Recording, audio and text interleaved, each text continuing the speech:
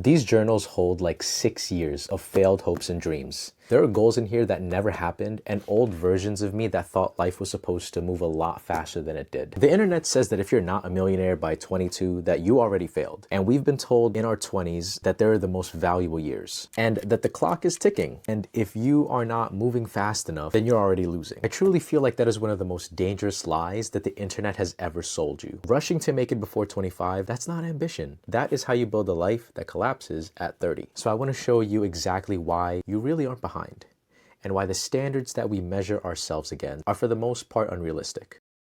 Before I show you why our 20s are meant to build our foundation, we need to talk about the standards that you have been holding yourself to. Because if those expectations are wrong, nothing in this video is gonna make sense to you. So a few months ago, I met up with a friend that I haven't seen in years. And we grew up the same. Same city, same school, same everything, same starting line. And I walked into his restaurant. I mean, his restaurant that he actually owns. While he was in the back doing whatever he was doing, I just stood there scanning the whole place. And I could not believe that he actually owned it. And the thought that hit me was not pride, wasn't even jealousy. The thought that hit me was, why did I not do this? And why could I not do this? It felt like a reality check that showed me what somebody else's life looked like when they decided to go down their own path. I feel like I followed every instruction that I was told. I went to school, I stayed out of trouble, I got the grades I needed, I put in the time that was needed for my degree and for my career. So why does it feel like we are standing at two different completely levels of life right now? Then I found out that while I was in school doing all of this, he went on to become a professional gamer, took that money, put it into this restaurant, and eventually semi-retired from gaming to run the restaurant himself. He leaned into what he was good at and made his own path.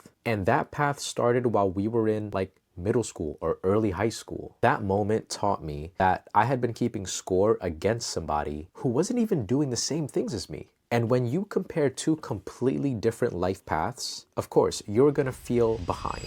Social media loves to show you the finish line, right? The end goal, but it almost never shows you the long path behind it. So this is what I want you to do today. I want you to find one account that makes you feel like a loser every time you open it. And I want you to unfollow it today. Not because you're actually behind, but because the comparison that you compare yourself to is a lie. Chapter 2.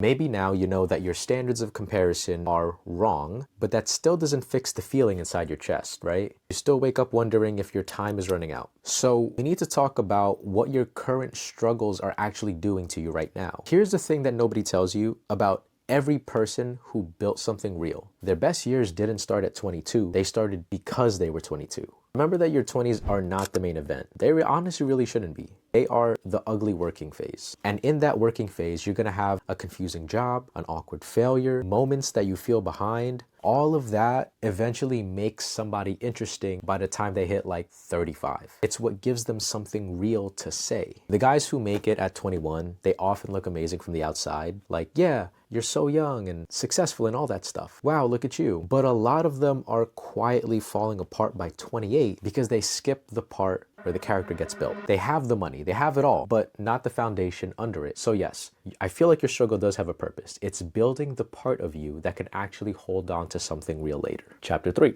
Even after you stop comparing yourself though, you still need to know what you are building towards. Like, what is all of this struggle for? And that is the part that I think should really free you. And the idea I want to give you is that your 20s are for character, not cash. Think about it this way. Nobody trusts a 22-year-old to run their company or trusts a 22-year-old with their real problems. And it's not because they're dumb, but it's because they haven't lived enough yet. You're not supposed to have everything figured out right now. I really think that your 20s are like a training ground. And a person who spends their 20s learning quietly, consistently, without an audience, they're dangerous by the time they hit 32 because they're not guessing, right?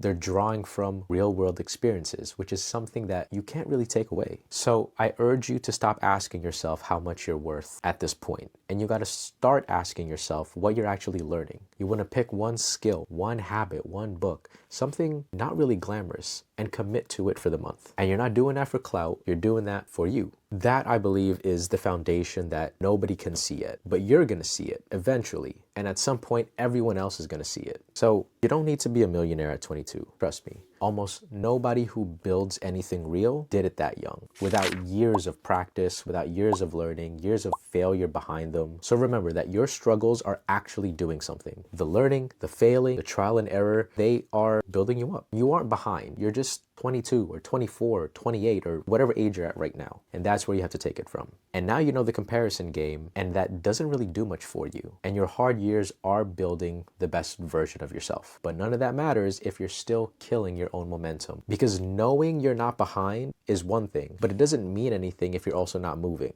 So in the next video, I'm going to show you the exact reason why you keep wasting the time that you do have and how to stop.